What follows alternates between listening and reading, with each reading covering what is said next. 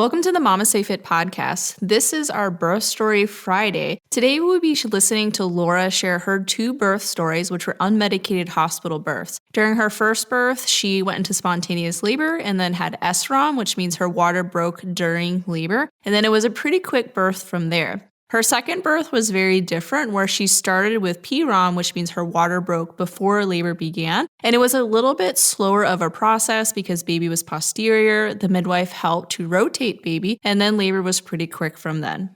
Welcome to the MamasteFit Podcast. This is Gina, perinatal fitness trainer and birth doula. And this is Roxanne, labor and delivery nurse and student midwife. And this is the MamasteFit Podcast, where we empower you on your prenatal fitness, birth, and postpartum return to fitness journey. Our podcast shares how to move throughout your pregnancy to stay strong and comfortable. Pain is not a requirement of pregnancy. Understand the science of birth and how to approach recovery after birth. We share our personal experiences as mothers navigating the stage of lives, plus our professional expertise as birth workers and fitness professionals. Our goal is to help you feel confident as you navigate the perinatal timeframe for an empowering pregnancy, positive birth, and postpartum journey. We are glad to have you with us on this journey and that you've chosen us to support you.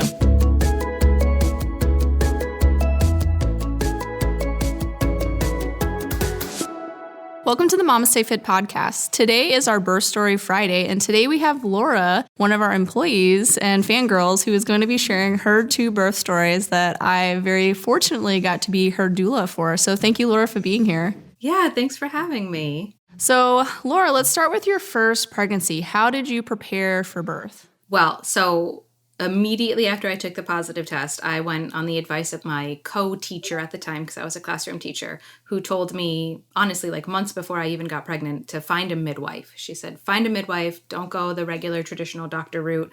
A midwife tends to be more supportive, more attentive, just like she was just singing the praises of the idea of a midwife, which is something I'd never even considered before she said that. But I trusted this woman implicitly. She had been like a mentor to me on so many different levels. So I sought out a midwife in the city that I live in, and there weren't really many in the game, but the one I found I ended up loving. So I had my midwife on lock and I was super excited.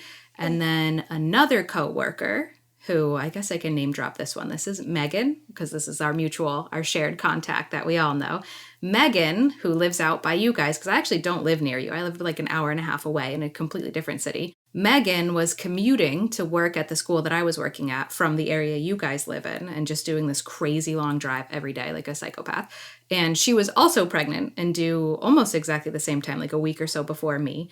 So we would meet early before school started and go for these little pregnancy walks around campus. And one morning she's just bragging up a storm that she found a doula, this like really awesome doula who was also former military and just like the coolest person ever. And I was like, that's nice. I have a midwife, so like my witchcraft is covered. I have a sorcerer. I don't need a doula. I didn't even really know what the difference was between a midwife and a doula, but I figured it wasn't something I needed. So I was kind of like tuning her out. And then her next sentence was, she also does fitness programming, like prenatal fitness programming, and it's legit.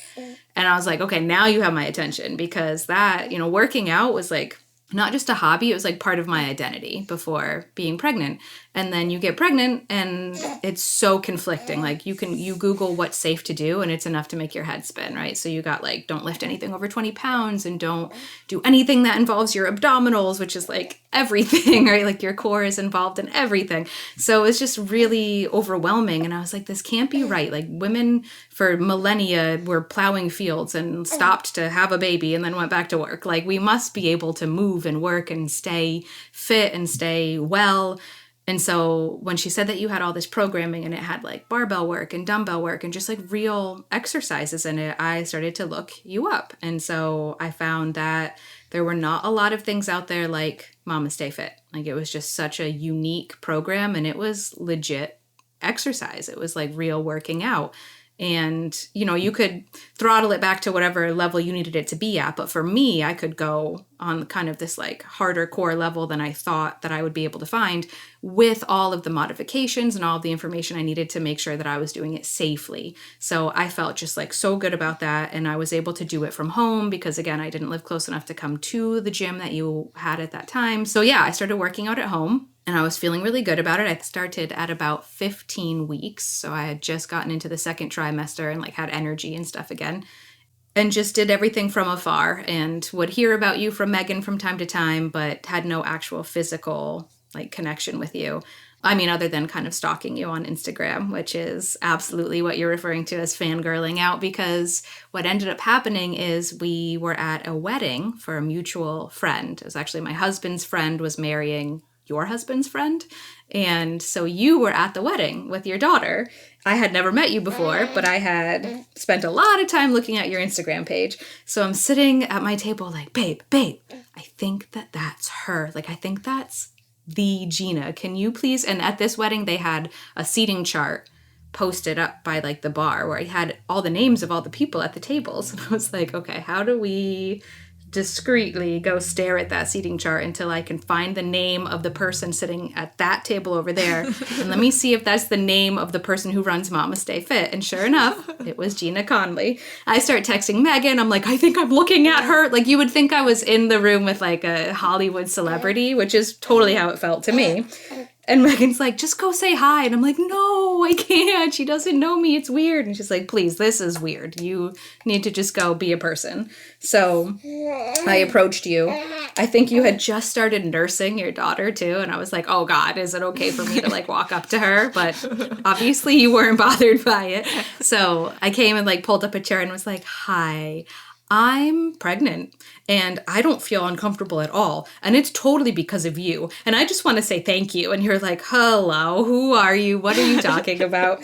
And I just kind of like verbal diarrheaed how I found you and just everything that I just said, basically. And you were like, cool, tight. I'm doing a birth education class tomorrow, which is something I didn't even know that you did. It's in person. It's at my gym, which yes is like 90 minutes from here. But you and your husband should come to that. Like, absolutely, you should be there. So I marched back to my table and told my husband we'd be attending a birth education class in Southern Pines the following day. And he was like, whatever, cool, sure. So the day after a wedding. Perfect. Yeah, exactly. I mean, she wasn't drinking. She's pregnant. I don't know what her husband was doing. No, I was just going to say I wasn't like being able to have a crazy good time at that wedding. So I was ready to be up and at 'em the next morning and go learn about what was happening inside of my body, because I really found out during that class that I had no idea. Like, I was woefully underprepared. And I think most of us are, sadly, at least in our country, in our culture. You don't get a lot of info about any of that, which is so crazy to me. And so we attended your class, which was, if I'm not mistaken, it was like 4 hours long. And it was over the course of one day. And I learned more in that 4 hours than I did. We did the hospital, like the mandatory hospital one, which was 2 full days, like 8-hour days at the hospital. And I learned more in 4 hours with you than I did at the hospital by a landslide. Like, it's embarrassing how little they covered in my hospital class. I actually walked up at the end with a list of questions that I only knew to ask because of your class. And the instructor was like, oh my God, how did you know to even ask this? Like, this is so impressive. And I was like, because I went to a different birth education class that was way better than this one. So yeah, I was just blown away. I was blown away by what I learned. But I also, in that class, learned what a doula even does. Because like I said earlier, I had no idea what was different about you versus what a midwife would do. And I learned that among many different ways that you support the situation, one of your kind of specialties, empowering the partner in that situation. And that was like, whoa, okay, so we hadn't heard any role that was going to like kind of have Chris's back. So my husband, Chris, was like very much left out of every conversation that we'd had with every provider, and everybody kind of like hones in on the mom, and dad or whoever the partner is just like a warm body in the room is kind of how they're treated. So this was the first time that somebody was saying, hey, like, you're a part of this situation and you're a really important part of this situation, and you need to know what the deal is and how to advocate for your partner when she's like at a point where she's not thinking straight and they're asking her pretty serious questions. Basically, we, at that point, both fell in love with you and left your class. And Chris was like, we need to hire her immediately. Like, we need a doula and we need that one. Because you were just Which is common. Yeah. Well, it's just, again, I had an image in my mind of like just a very sort of different kind of personality, one that I didn't think would really be able to kind of command a room or either of us, because we're kind of big personalities. But that was not Gina. Gina's very like no bullshit, or straight to the point. Sorry, I don't know if I can swear, but a huge part of your personality that we were like very drawn to. So yeah, I think I texted you a day or two later and said, can you be my doula? Where do I sign? What do I do? How much do I give you? I'll do anything just to secure you for February. Actually, my due date was your birthday. And you were like, yeah, cool, we can do that. So then I was like, cool, I have my team in place. Like, I've got my midwife, I've got a doula, my husband knows what to do, I know what to do. Like, we're gonna do this. It's gonna be great. So that was pretty much the preparation going into the birth. So how was the end of your pregnancy? So you secured Gina, who is me, the doula in the area. The doula. This is just let's praise Gina and tell her how amazing she is. I'm a little sad that you don't consider me a sorceress, though, because that seemed like a really cool title. No, that's the thing is I do consider you a sorceress, but I figured I have a sorceress. Like, you don't need two sorceresses. That's too much power. I was wrong. You cannot have enough power. So how was the end of your first pregnancy? So I don't remember being extremely like physically uncomfortable like a lot of people say. And again, I attributed that to the programming. I do remember the comments that other people were making in those last couple of weeks of that third trimester. Like, we had this German woman who worked at the school with me who burst into my classroom and like yelled, wow, you're more baby than Laura at this point. And I was like, cool. Thank you. I'm not self-conscious at all about feeling like a huge house of a person. And then I was walking down the sidewalk and the Spanish teacher was like, hey, how are you feeling? Because I apparently had a distinct waddle that made her think that I might not be waiting too much longer to meet my child. And then at one point I started retaining water. I think that was around like 36, 37 weeks. My ankles were swelling pretty bad. And I remember walking up to Megan and she looked down and saw my ankles and like my socks like restricting the skin in my body and was like, you need to go sit down. Like, she was very concerned. So I started to realize that it was like getting close to go time, but I can't say that I felt super terrible pregnancy-wise. Now, there were 3 of us at the school that were all due around the same time. And that was Megan was one of them. Rachel was the other one. And maybe this is a good time to quickly mention that I have a podcast with the 2 of them. So if anybody here is familiar with Montessori Moms in the Wild, it's the 3 of us all started that because we were going through this journey at the same time, which like definitely bonds people. So they both went into labor the 2 weeks leading up to me going into labor, and they both went early. And I was like, I just started to have this feeling like I might go early too. And that's when I realized that that might be a problem because I had been really sick with this weird respiratory thing where I had just not been sleeping for like 2 weeks at that point. I had gotten really, really bad sleep. Every time I went to lay down, I was just like hacking my lungs up and I couldn't figure out what it was.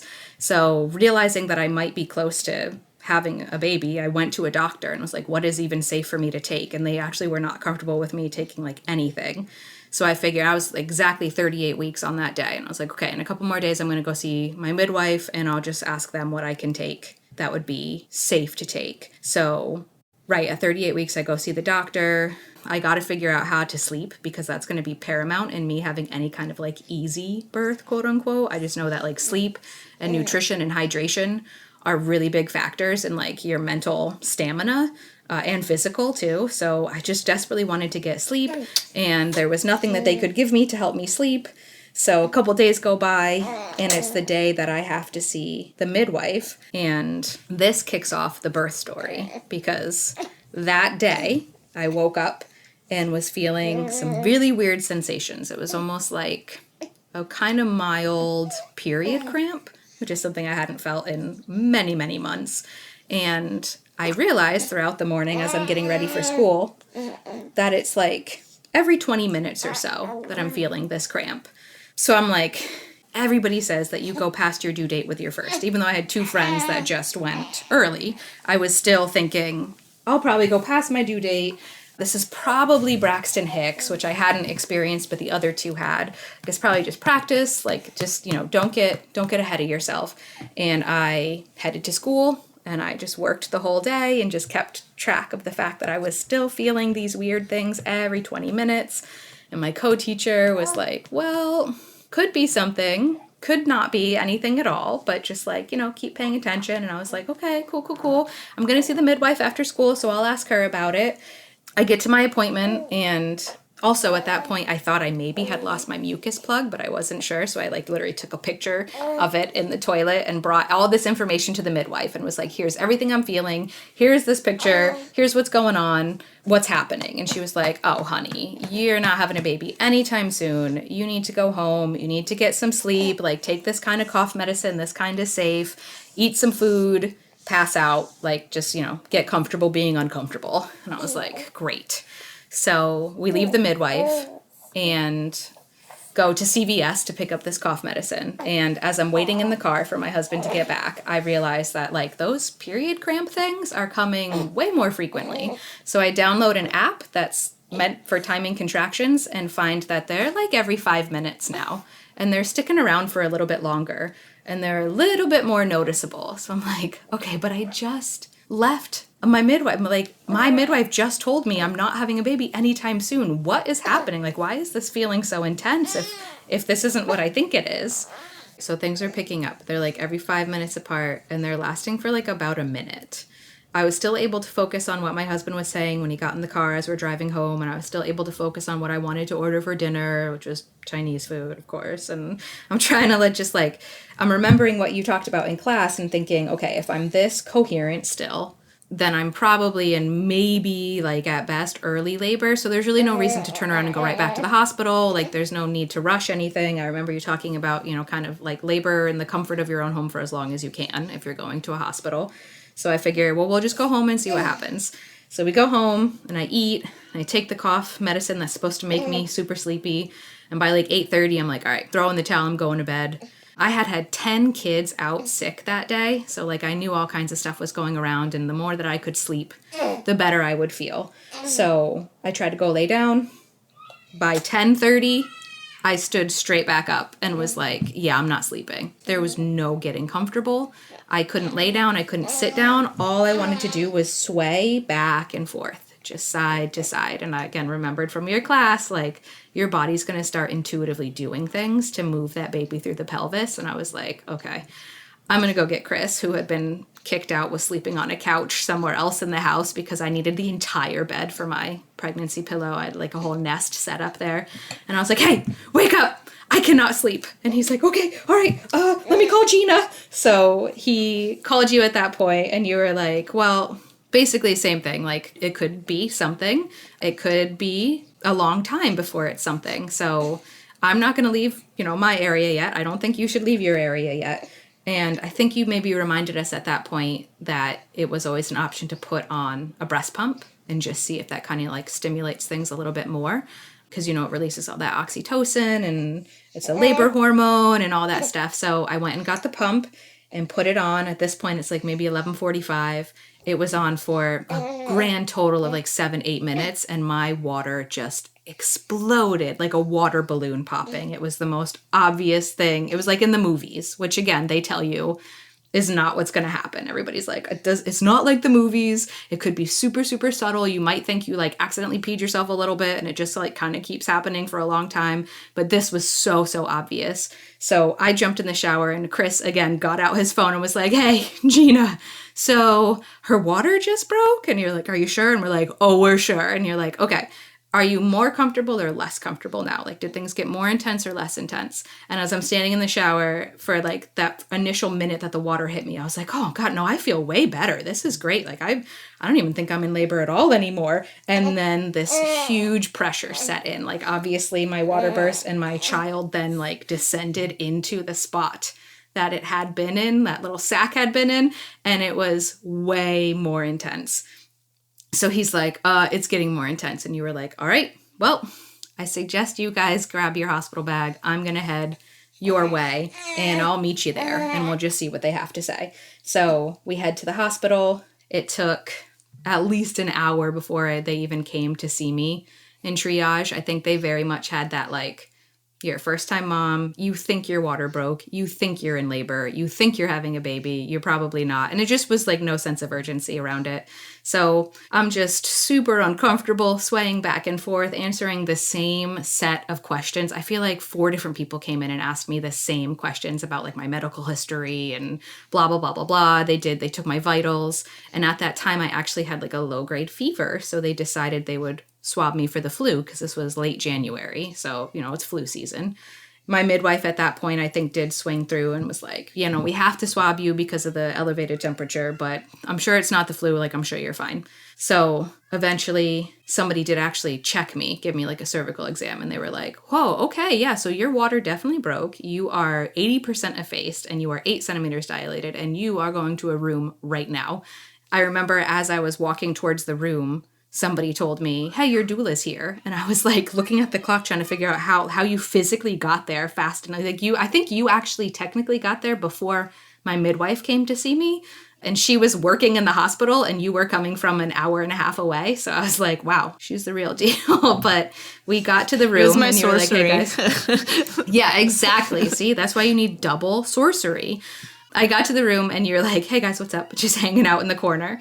Again, I remember like they had the birthing ball, right? The big stability ball. And I was like, I'm going to bounce on the ball and I'm going to try all these different positions. And they have a peanut ball and I'm going to like labor this way and that way. And I had in my mind all these really cool ideas. But turns out I didn't want to sit on anything. I didn't want to lay down. I just wanted to sway back and forth. And then like an hour into that, all I wanted to do was get in the shower. I just felt like hot water would just fix everything if I could just get in like really hot water. So luckily the shower in that room did have like really nice hot water. And I just remember standing in there, holding on to like, the bar that's on the side of the shower and just rocking back and forth and back and forth. And my husband standing very nervously next to me, like, you're doing great. You're doing great. And I remember you and my midwife standing in the doorway watching me. And I don't know how long I was in the shower for, but at one point, finally, my midwife said, I think that we should check you now. How do you feel about that? And I was like, I don't care. I guess I was already 8 centimeters and 80% effaced, however many hours before that, a couple hours before that. Not too many, maybe 2 hours, 3 hours at the most. But let's see, maybe I made some progress. And what prompted me to agree to that was that I started to feel that fetal ejection reflex. That's what it's called, right? Yeah, you started bearing down in the shower and I was like, are you pushing? If so. Yeah, I started to feel that. A shower birth could happen, but maybe the bed. Right. So I remembered you talking about that in the class, but I had no idea how intense it was going to be. Like it was really, really strong. And so I felt that and was kind of like, whoa, that was the first time that I just didn't feel like I was entirely in control of what my body was doing anymore. Because up until that point, I didn't get that kind of sleepy drunk feeling. I don't remember being disoriented. I didn't get crazy emotional. I wasn't yelling at my husband that this was all his fault. Like all the things that you kind of see in like a typical depiction of a labor and birth. But I was pretty calm and felt pretty in control about it all. I remember thinking like that it was really, really uncomfortable, but that it was manageable, that I could do this, that it was manageable. But then that bearing down, that spontaneous bearing started, and I was like, okay, what is this? Like, this feels like somebody should check and just see what's going on, because I feel like I should push with it. But I remember being a little bit worried to do that, because if I wasn't ready yet, then I figured that like this would be like, I don't know, more tearing, more just trauma to the area than is necessary. So when the midwife offered to check me and you agreed that it was a good idea to do that, because I know, again, kind of the doula is usually the one who's there advocating for as little intervention as possible. So if you and she both were like, let's just see what's going on, then I was like, all right, let's see what's going on. So I got up on the bed. And I remember her very quickly saying, okay, yeah, you are 100% effaced, you are 10 centimeters dilated, and that is hair. So if you want to push with the next contraction, go for it. So yeah, so again, I had envisioned pushing in all these different cool positions, and I was actually trying to avoid laying down in the bed, because I remember learning that like it can kind of prevent your tailbone from like moving out of the way, which can kind of be, make things a little more complicated than they need to be. But it was all happening so fast, and she said push, so I pushed, and it was a total of 6 minutes. It was 4 pushes, I believe, were the statistics on that. And my daughter was out, and I remember the midwife using the verbiage, she torpedoed out. So I guess it was as fast as it felt for me, it was as fast as it was on the receiving end too. And she was born. And yeah, it was crazy. I mean, it was so fast. From being checked into triage to holding my daughter in my arms for the first time was all so fast. And I remember the staff even being like, we didn't get a chance to even like help you or do anything for you. Like that was way faster than we thought it was going to be. And I'm like, yeah, me too. But I was really pleased with it. I was very happy. Oh, I skipped the part where the flu swab came back positive. So in the middle of all of that laboring, my room basically went on lockdown. And like everybody all of a sudden had masks and PPE. And it was like, I mean, it was like it became in COVID times. But again, this was January of 2020. So it was actually a couple weeks early for all of that. So it was rare that someone would give birth like wearing a mask. But that's what happened because I had the flu. Everybody was on super, super precaution, including you, because you were pregnant. Everybody was like, oh God, like, great, this room is now toxic.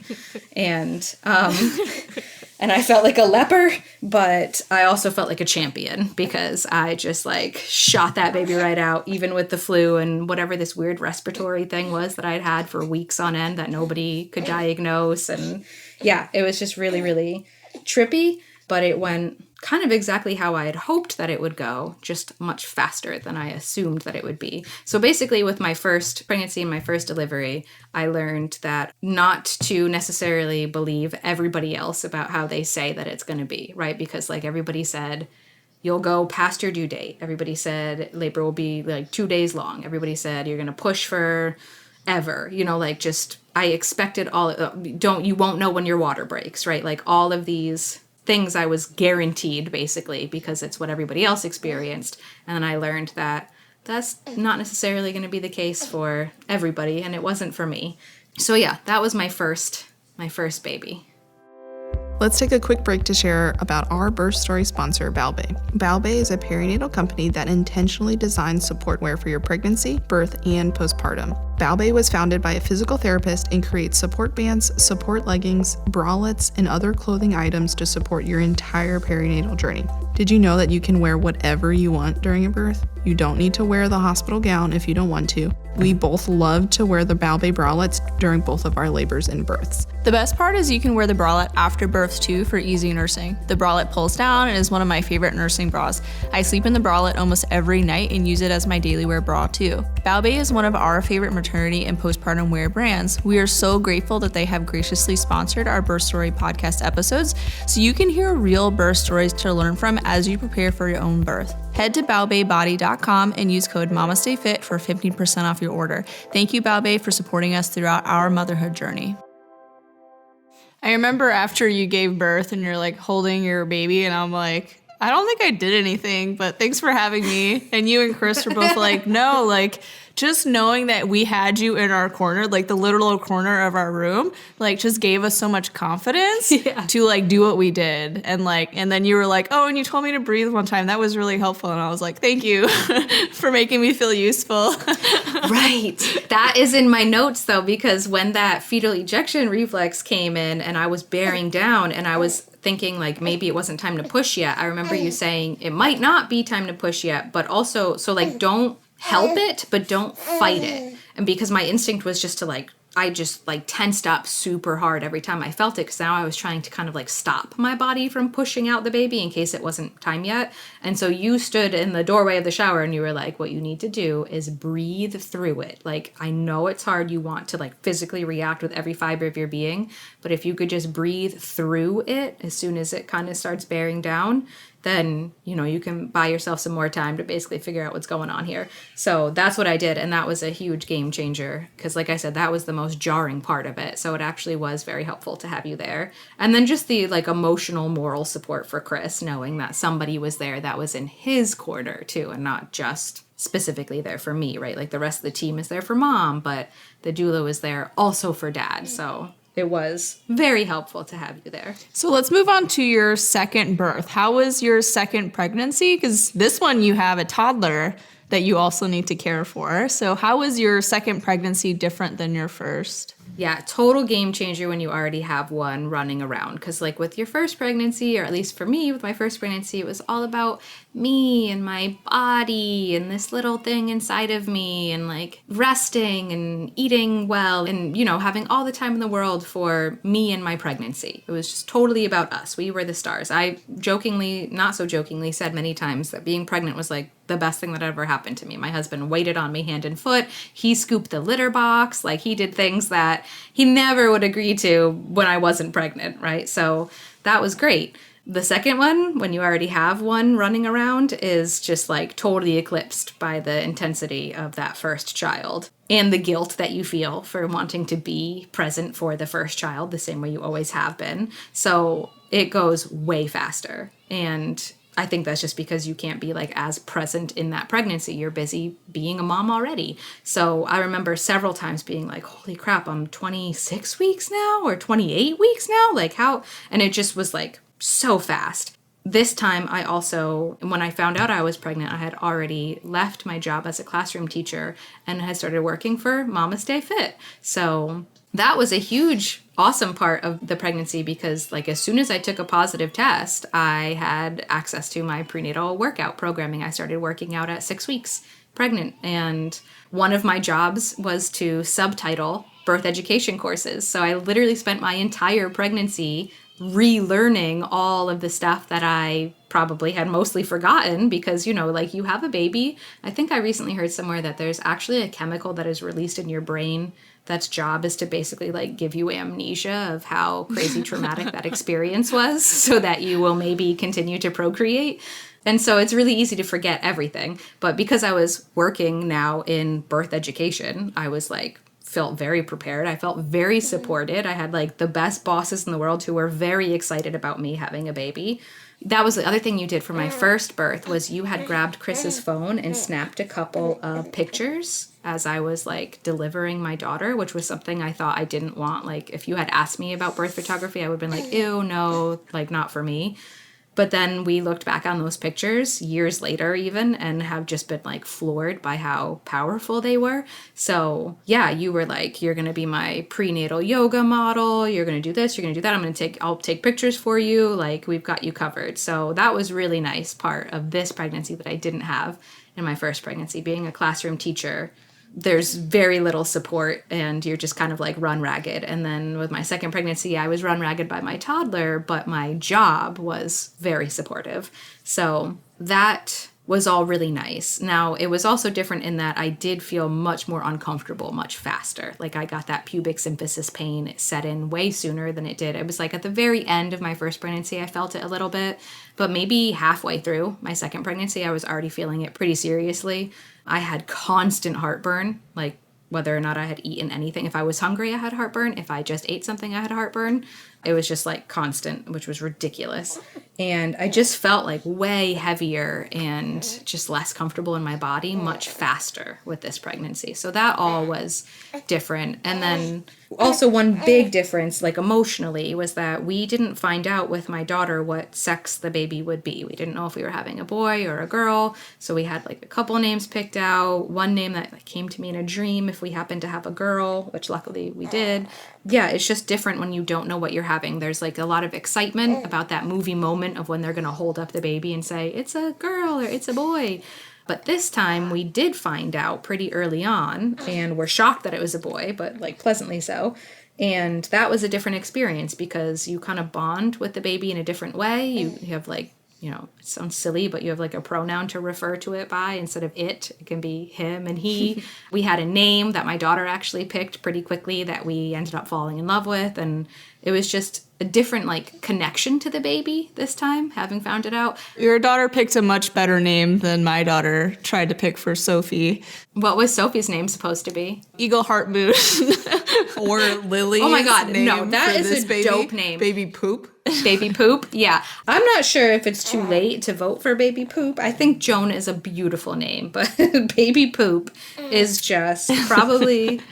Well, and I think it's Finnish. Poo-poo means bunny. Oh. So Patrick's like, oh, we could name her Bunny. And I was like, no.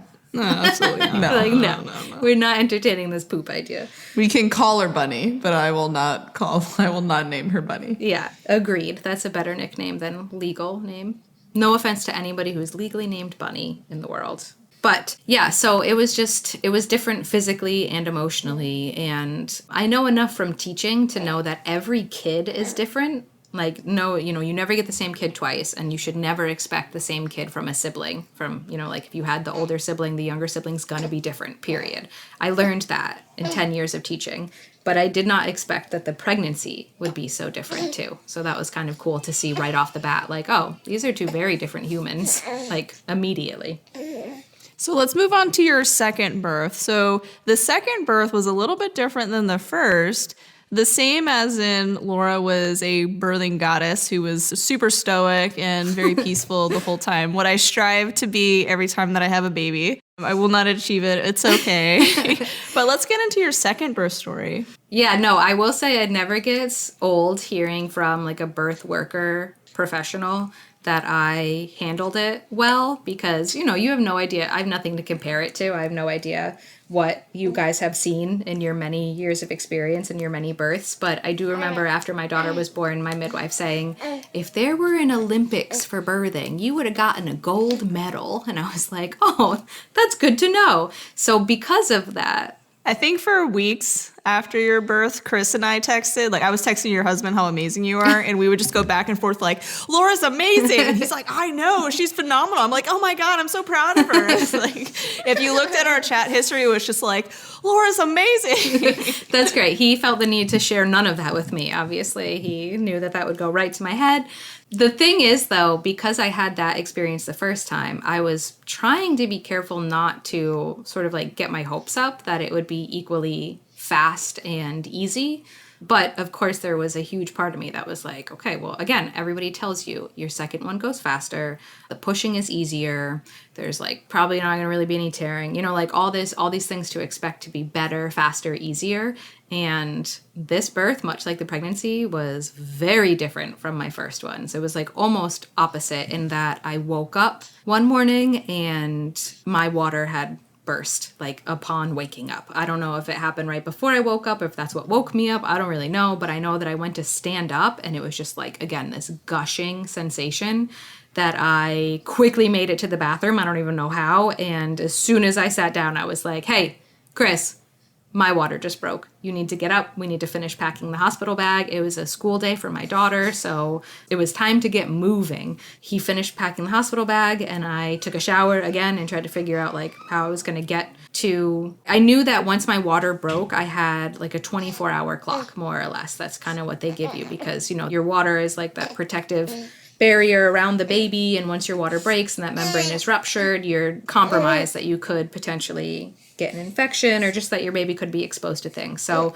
I knew I had 24 hours, but what was really weird is that I wasn't feeling anything else. I wasn't feeling any contractions. I didn't feel like I was in labor. I just had a very obvious rupture of membrane, but nothing else. So again, we texted you at that point much more calmly and said, hey, like water broke, so we know we're gonna have to head in, but not feeling anything yet, so take your time, I guess. And you happen to be having a day with the family out in this area that we live in, so that was very convenient. And again, because I wasn't insanely uncomfortable, I decided, we would just still kind of carry on our usual morning, and brought my daughter to school, actually stopped to get breakfast together, and she's like sitting in my lap and I'm tearing up like, this is our last breakfast as a family of 3. It was kind of cool to know like this was, like this is what's happening. There was no surprise because of the water breaking. But I was still very curious to know like how fast would the rest of this go since I wasn't feeling anything yet. So we go bring her to school and I run like another errand or two and we make all the phone calls necessary to get all the family in place to like pick her up from school that day and be prepared to be with her for potentially a couple more days. And we head to the hospital. And this time we get to triage and I'm like, I'm having a baby. And they're like, is this your first one? And I'm like, no. And they're like, oh, okay. And like, it just immediately you could tell they were taking me more seriously when it's not the first time. Although I was right the first time too. But I feel like they did see me a little bit faster and they came through and they checked me and they were like, yeah, you're definitely having a baby. They put the machines on me and they were like, yeah, you're really calm about this, but it looks like, from the machines, we can tell that you are already actually having contractions. They're about 2 minutes apart. And I was like, that's so weird. I don't feel anything at all. So I know it's not going to stay this easy. Like everybody says it gets easier, but it can't be this easy. I'm sure at some point it's going to pick up. But in the meantime, they brought me to a room, and I figured I would take a nap and have some lunch because, again, I know that all of that is really important to the marathon that's coming when everything really does pick up. So I took a little nap and had a really crappy hospital lunch. I was really mad that we didn't think to pack better snacks in our hospital bag. Really dropped the ball there. And it's because the first time it was so fast, I didn't even have time to open the hospital bag.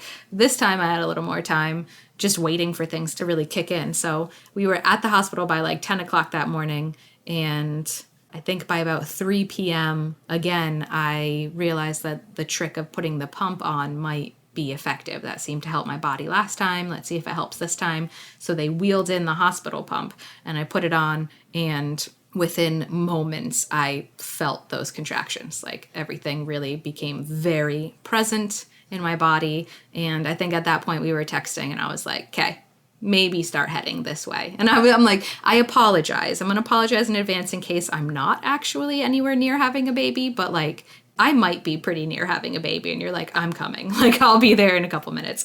You headed towards the hospital, and again, just found myself kind of swaying back and forth, although this time I could sit on the ball and do different things. So we did try a couple different things, and I feel like I put the pump on probably every hour from 3 to about 6. And by the time I took it off at 6, I remember you and Chris said something to me. I remember reacting, but not as jovially as I had been. And I remember you saying, I think we just got a whole lot less funny. And I was like, no, it's not that you're not funny. And you're like, no, I know, but you probably don't have to put the pump on anymore. I think you're good from here. You could see this change. I know I'm hysterical. In my demeanor. Yeah, you're like, if you're not laughing, something is wrong with you. You must be having a baby. So I took the pump off and was like, all right, we're done with the pump. And from 6 o'clock to 9 o'clock, everything was definitely pretty intense. And it was at the point where I could chat in between them, but I would definitely had to stop cold as soon as I was having a contraction and just try to find a way to get through it and be, comfortable and stay in my body. I tried to get in the shower, but that one just would not get hot. It was lukewarm, crappy, cold shower. And I was like, no, this isn't working. And got out of the shower again and just I don't know. I don't even remember all the things. I feel like we did try all kinds of different things in that 3-hour span. But by about 9:30 at night, I started to feel that bearing down again. It was not super intense yet, but it was just starting. And I was like, okay, we're getting there now. And I remember you saying, tell me as soon as you start feeling that, because when you start feeling that, based on what you know about me thus far, we will proceed as necessary. So I started to feel it, and I started to sort of lean into it a little bit more. I think we maybe did, I can't remember if we did another cervical exam at that point. And I was closer, but not quite all the way to 10 centimeters yet. So I just kind of walked around a little bit more and did kind of unilateral movements here and there. And it was really uncomfortable to stand with one leg higher than the other. I remember that for a fact. They brought in a little stool. I tried to stand on the stool with just one foot and was like, nope, I do not like that at all. Just couldn't get comfortable and knew things were really definitely escalating quickly. So between 3 p.m. and 9 p.m., all of a sudden it was time to push. Now, the thing that really sucked about this one is that I did push for the next 2 hours, which is not what happened the first time. The first time was 6 minutes. The second time was 2 hours of pushing. And at one point, finally, the midwife, I think she rolled in an ultrasound machine, and she wanted to just kind of see what was going on. And she confirmed her suspicion, which was that the baby was technically in a really good spot, but he kept his little fist tucked under his chin. So he tuck his chin to his chest and get that perfect flexion that you need for the baby to come through the birth canal as easily as possible, right? With all the little sutures in the skull are there for a reason. And he just would not move that little fist. And you guys had me doing inversions and trying to back him out and get him to come back down and settle in the right spot. And he just would not come off of that little thinker pose. So 2 hours of pushing, I eventually got him and his little fist burst through victoriously. And he was finally born. The rest of him came out much easier after I passed like the head and fist. The rest was like no problem at all. And I got to push in all kinds of cool positions because I had so much time to push that time. So I guess that was like a benefit of it, was I got to try all the cool things I didn't get to try the first time. But it definitely did throw me for a loop that the pushing was so much more intense and so much longer. Although it was obviously worth it at the end when I got to hold him again and was like, wow, I did that. That's pretty cool. So fun fact, because I'm realizing that you probably didn't realize this, he was OP. So the back of his head was towards your spine, which is why labor was so like slow in progressing for you. And so the midwife brought in an ultrasound, which I've only seen this happen a few times. And I wish it happened more often when we were trying to figure out baby's position. So when she did a cervical exam, she was like, I think he's OP. And so she brought in the ultrasound to check, confirmed. And then she did this really cool maneuver with you that I've never seen before, but it worked, where she had you lay down and she put her hand on his head externally and like wiggled him to prompt him and was like kind of pressing against your belly in this like very rhythmic fashion. It caused him to turn into a better position, and then things really picked up from there. So he also had his little fist up by his face, which was like pretty wild when it came out. I was like, head fist. But yeah, so he was OP, and she did this like rhythmic belly jiggling to get him to rotate. And then things like really progressed from there. Okay. Yeah, that makes sense now that you say it. I remember her doing all kinds of stuff to try to move him around. I just didn't think it was successful since that fist didn't move. But I see now it was like a 2-part maneuver. He just didn't get the fist out, but he did at least move the rest of his body. But it was wild. I had never seen it before, and I was like, why are more providers not doing this kind of stuff when we have like positional, I don't want to say issues, because I mean, he came out obviously, but it's like, I wish more providers like knew all this stuff. Yeah, see, again, that's a reason to have double sorcery during your birth. If you can have a midwife and a doula, you're covered. I know. So what were some positive things that you pulled from your 2 birth experiences that really shaped a positive experience for you? So for me, I think a big part of my personality is like the more that I can know and understand about a situation, the more comfortable and confident I can be in it. So all of the information that I learned from your birth education classes, the fact that I physically felt very well and very prepared for this crazy marathon, basically, those 2 things I think were huge game changers for me. So I felt physically capable, and I felt mentally and emotionally prepared. I remember you saying in the class, again, very, no bullshit, very straightforward. You said, it's gonna hurt. It's gonna be painful, but it's pain with a purpose, because at the end of that pain, you're gonna meet your baby. And that just struck this huge chord with me, because I think that a common theme between all of the stories that I heard about, labors that were really, really hard and births that were really scary and challenging, that the mom was at some point afraid, and she felt out of control, and she was scared. And I think fear is the mind killer, right? That's a really popular expression coined by somebody that's escaping my mind right now. And it's true.